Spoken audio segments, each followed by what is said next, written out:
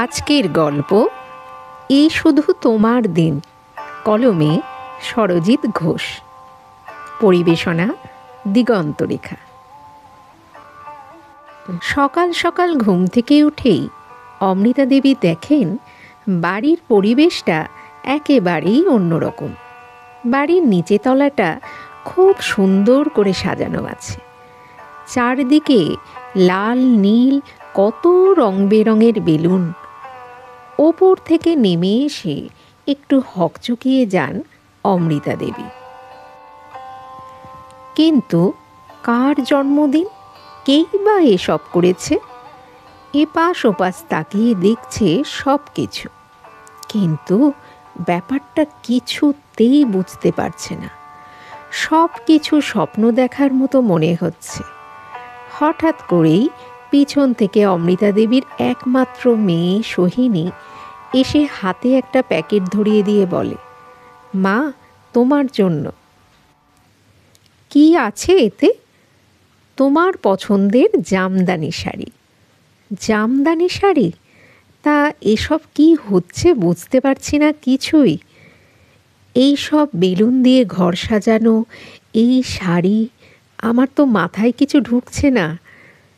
যাও, তাড়াতাড়ি স্নান সেরে নতুন শাড়িটা পরে চলে এসো তো। আজ তোমার কোনো কাজ নেই, মানে আজ তোমার ছুটি।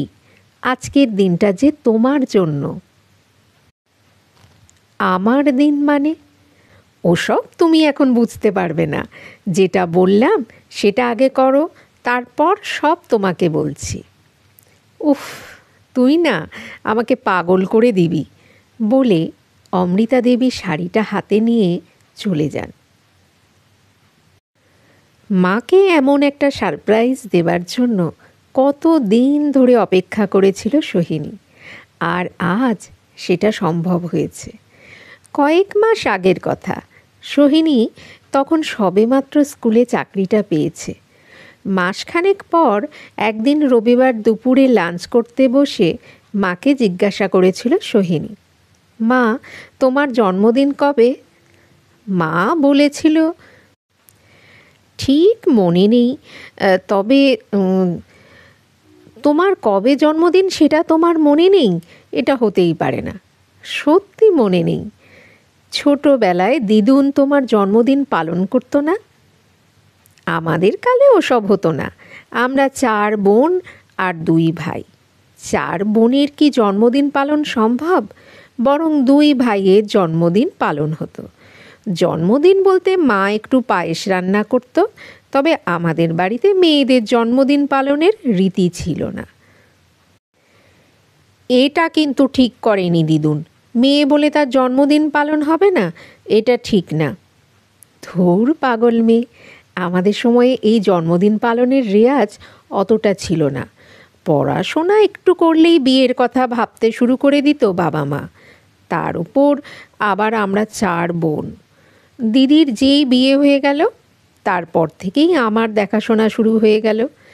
আমারই তো কত কম বয়সে বিয়ে হয়েছিল, তাই তো লেখাপড়া বেশি দূর করতে পারিনি। ওসব কথা ছাড়ো, এখন তুমি সত্যি করে বলো তো, কবে তোমার জন্মদিন? সত্যি কি মনে নেই? তারিখটা ঠিক মনে নেই, তবে আমার মা বলতো বিশ্বকর্মা পুজোর কয়েকটা দিন আগে। আর যদি বলিস স্কুল সার্টিফিকেটে যে ডেটটা আছে, আসলে ওটা সঠিক নয়। তখন তো স্কুলে গেলেই ভর্তি নিত, বার্থ সার্টিফিকেট দেখার কড়াকড়ি নিয়ম অত ছিল না। শোনো মা, তুমি যেমন আমার জন্মদিন পালন করো, আমিও তোমার জন্য একটা দিন পালন করব, যে দিনটা হবে আমার মায়ের দিন। কথাগুলো শুনে সেদিন অমৃতা দেবী খুব হেসেছিলেন।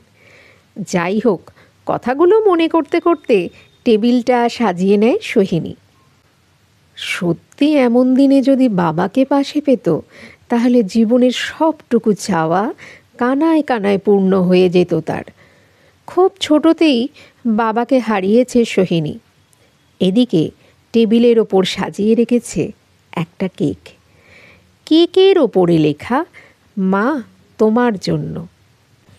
অমৃতা দেবী ততক্ষণে স্নান সেরে সোহিনীর দেওয়া জামদানি শাড়িটা পরে সোজা ডাইনিং টেবিলে চলে আসে। অমৃতা দেবী এসে তো অবাক। তারপর সোহিনীকে বলে, ও মা, এ তো দেখছি আমার জন্যেই এই ব্যবস্থা। তবে আজকেই আমার জন্মদিন, কে বলল তোকে? কে আবার বলবে, তবে জেনো এই দিনটা তোমার জন্য। তাই দেরি করো না মা, কেকটা কেটে নাও। প্রায় 8:30 বাজতে চলল। কি আশ্চর্য, হঠাৎ করে আমার জন্মদিন পালন করতে বসলি? আমাকে আগে থেকে বল একটু। সারপ্রাইজ কি আগে থেকে বলে দেয় মা? তুমিও না। তারপর কেকটা কাটেন অমৃতা দেবী।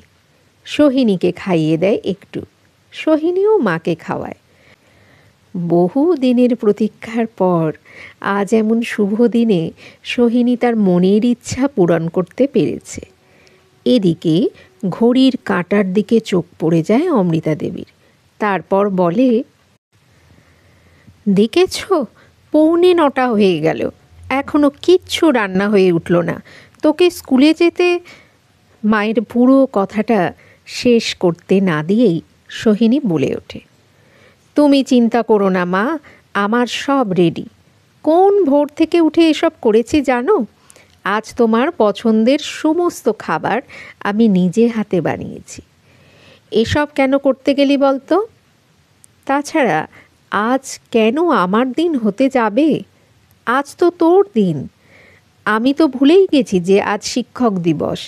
শিক্ষক দিবস মানে আজ স্কুল কলেজে কত বড় অনুষ্ঠান, শিক্ষকদের কত বড় সম্মানের দিন আজ।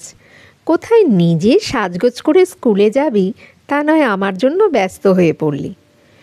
তুমি একদম ঠিক কথা বলেছ মা, শিক্ষকদের সম্মান জানানোর দিনই তো আজ। তাই তোমার সম্মানের জন্যই আজ বাড়িতে আমার এই আয়োজন। আজকের দিনটা যে শিক্ষকদের জন্যই। সেই হিসেবে দেখতে গেলে আমার মাই তো আমার জীবনের বড় শিক্ষক। শিক্ষক তো তিনি, যিনি শেখান। জন্মের পর প্রথম আলো দেখানোর দিন থেকেই মায়ের শিক্ষা শুরু হয়। হাঁটতে শেখানো, কথা বলতে শেখানো, পরিবারের প্রত্যেককে চিনতে শেখানো, সবই তো মাই করেন। জীবনের প্রথম পাঠটা তো মায়ের হাত ধরেই হয়। মায়ের বলা ভাষাতেই পরিচয় হয় বর্ণমালার সাথে। জীবন আচরণের প্রত্যেকটি শিক্ষাই মা দিয়ে থাকেন।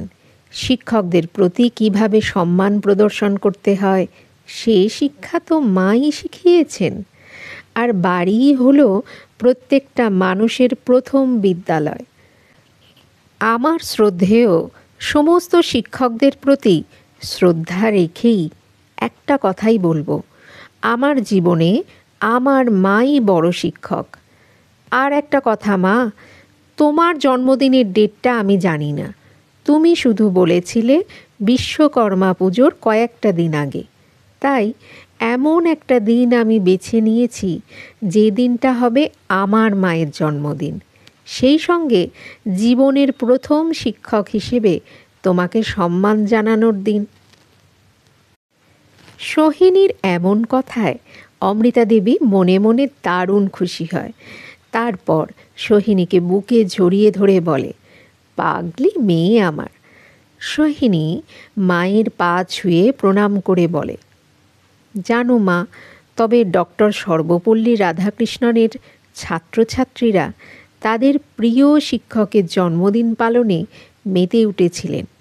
তা এসব দেখে উনি নিজেই আর্জি জানালেন, শুধু আমার জন্মদিন হিসাবে এই দিনটি উদযাপন না করে যদি সকল শিক্ষকদের দিন হিসেবে পালন করো তাহলে আমি খুব খুশি হব।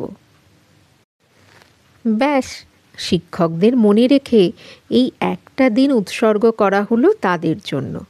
আর সে কারণেই আমিও ঠিক করেছি এই 5ই সেপ্টেম্বর হবে আমার মায়ের দিন। কথাগুলো বলতে বলতে সোহিনী মায়ের খাবার সাজিয়ে ফেলে খাবার টেবিলে। আজ সোহিনী নিজে হাতে সব কিছু রান্না করেছে মায়ের জন্য। তারপর পায়েসের বাটিটা হাতে নিয়ে 1 চামচ পায়েস মায়ের মুখে দিয়ে বলে, নাও শুরু করে দাও।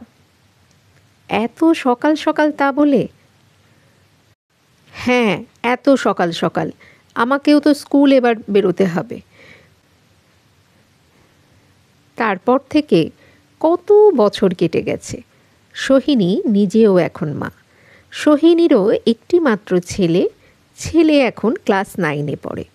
মায়ের সুশিক্ষায় সে যেমন বড় হয়েছে, তেমনি নিজের সন্তানকেও সেভাবেই মানুষ করতে চায় সোহিনী। তবে সংসার, সন্তান, স্কুল সব দায়িত্ব মাথায় রেখেও প্রতি বছর এই একটা দিন সোহিনীর কাছে মায়ের দিন হিসেবেই থেকে গেছে।